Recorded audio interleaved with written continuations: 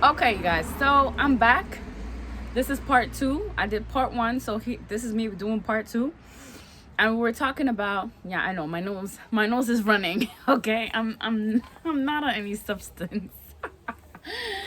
So part two, we're talking about how we're coming into the knowledge, how many texts and books, known or unknown, that we are getting, that we are finding that there's more wisdom, that there's more practical, symbolic, spiritual sense to these texts and books if we can come into,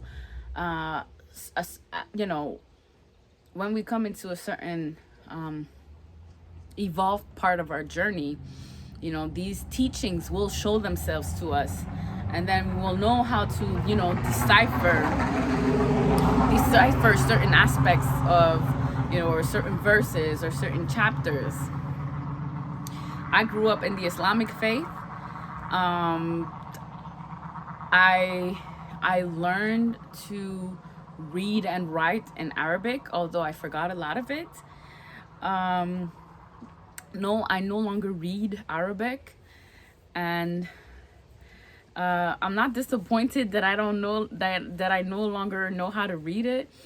Uh, because again, where I was in my journey, I felt that it was some sort of I had this complex of inferiority when I look at Islam, because I did not believe that you needed a language. You needed to belong to a certain cultural, or had a specific language in order to come into connection with God. That totally turned me off about Islam. And yes, there were some translated texts that you could read off, but again, when you talk to the imams and you talk to people that know Islam and that read the text, they will tell you you have to be well versed in Arab or learn Arabic in order to get the deeper meaning, because you need to understand the meaning of the words, the semantics, and then it's not only about the word, right? It's the context, it's the tradition, it's the time of when it was written, the living conditions, the expressions. There's the whole, like, language is not just language. Like, when you learn a language, in order to be fully well versed in that language and say that you know a language, you need to know the ins and outs of the language, who created that language, why, the different expressions, how were the people that invented that language were living at that time, the geographical movements of that people that invented that language. Like, there's a whole science behind it, and it's not just because you speak it that means that you know it, right? I speak English, but there are still expressions today that you might cite to me and I'm not even gonna know, I'm not even gonna understand where it comes from. So there's story behind a language. Okay, so all this to say, um I've come to the realization, as I was evolving on my own journey. I started getting acquainted with certain prayers in the Bible. And I don't know if it's a scripture from the Bible, but I know it's a prayer that Christians say. It's the prayer Hail Mary. Hail Mary. Okay, and I've come to the conclusion that there are many of the monks, many of the nuns, many of the brothers that are living far off in monasteries are dedicating their lives to an aspect of evolution that is completely devoted to God's devotion. Like, they devote their life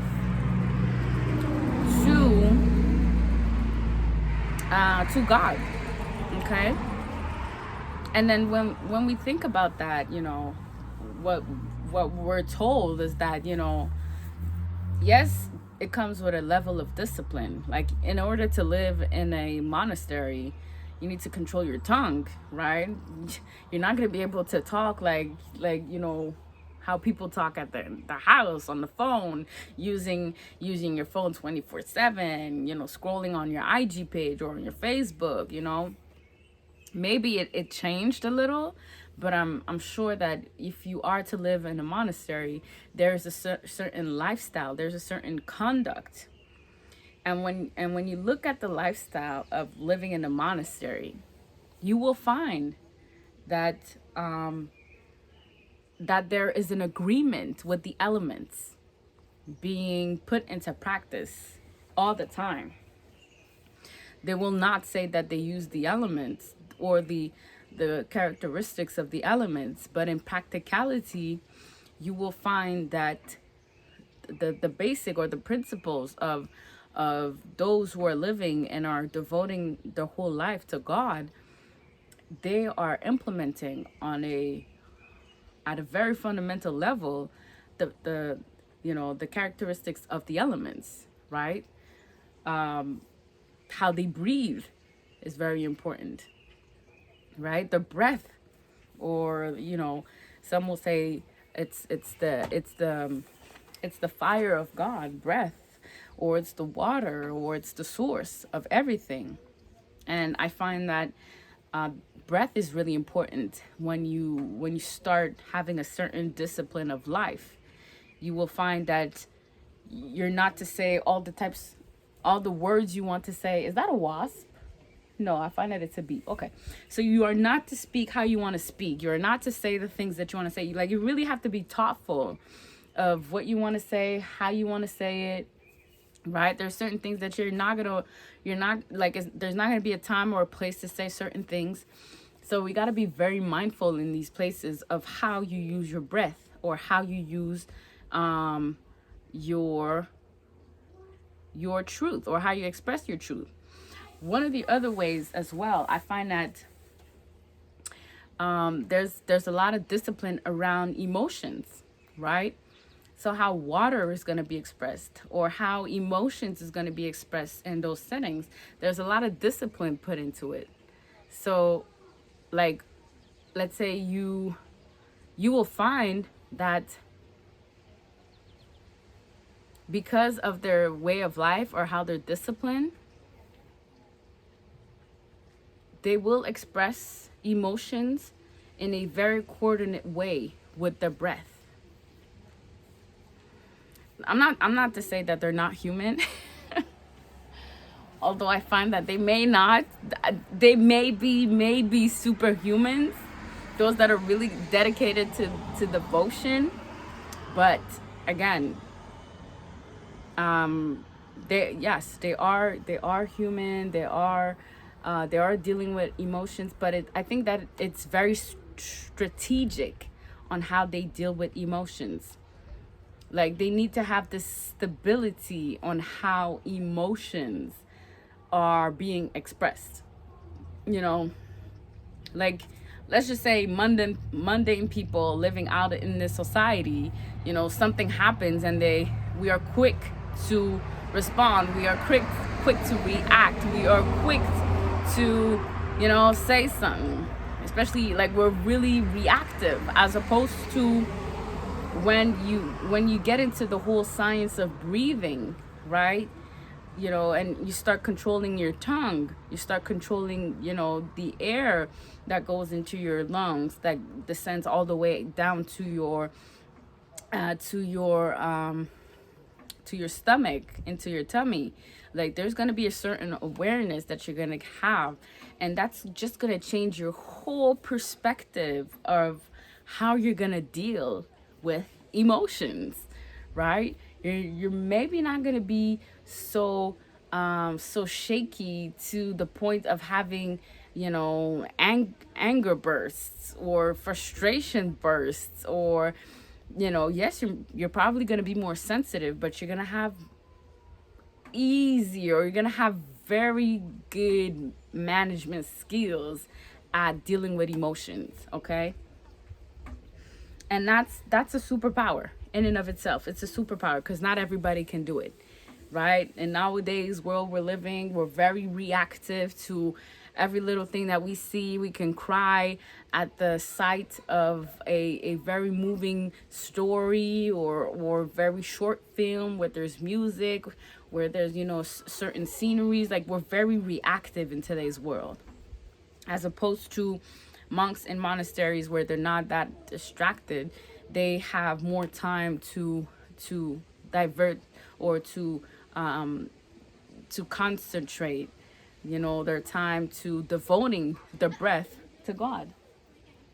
One of the other things as well, one of the other things that I find is very interesting when we look at how a monastery works, there's a lot of earth energy. And what I mean by that, earth energy, when I hear of earth energy, where, yes, there's this whole notion of being self-sufficient, maybe gardening their own foods, you know, growing their own foods. But I find that there's a sense of investment where everybody is involved, whether it's in the community that the monastery is servicing, the village or the area. So everybody is like, there's a real devotion to the earth. There's a real investment in how the monastery is involved in the community affairs. So if there are things that need to be built, if there are structures or infrastructures that needs to be built, if there are donations that needs to be made, like, they are collecting and they are redistributing. And that I find is very interesting to watch. So there's a lot of elements of earth being practiced in a monastery environment. If you look at how nuns runs church or the community, is very much based on donations. You know, they receive certain sums, yes, to make sure that their infrastructure is sustainable and durable, but also you will find that they give back a lot to their surrounding communities, whether it's for children, whether it's for families, whether it's for poverty, whether it's for their own, you know, sustainable investments, is how I feel. Like, they make sure that, you know, they are practicing that principality of earth, which is all in all wealth. But wealth is not just based, again, in how much money you have or how much crypto you're investing. Not that it is a bad investment, or I'm not trying to throw shade here at those who are investing in that, but I'm just saying, like, there are different perspectives as to what wealth is. Okay?